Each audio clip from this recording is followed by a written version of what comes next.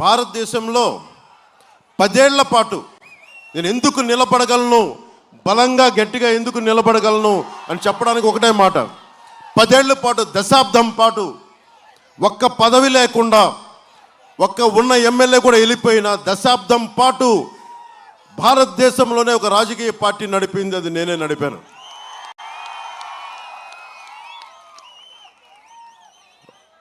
బిడ్డలు, తండ్రులు రాజకీయ నాయకులు వచ్చేమో కానీ నేను మొదటి తరం రాజకీయ నాయకుడిని, మీలో నుంచి వచ్చిన వాడిని, సగటు మధ్యతరగతి మనిషిని.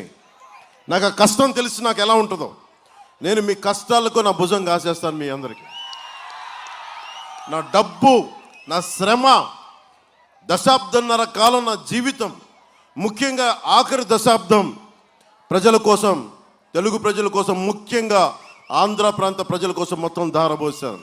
ఇప్పుడు నాకు వెనక్కి వెళ్ళడానికి కూడా లేదు. నా శ్రమ అంతా మీకే కోసం పెట్టాను. ముఖ్యంగా ఆడబిడ్డలకి, యువతకి నేను మీకు బంగారు భవిష్యత్తు చేయడానికి నేను నిలబడిపోయాను. అందుకే నేను సీట్లు కుదించుకొని కూటమిని బయటికి తీసుకొచ్చాను.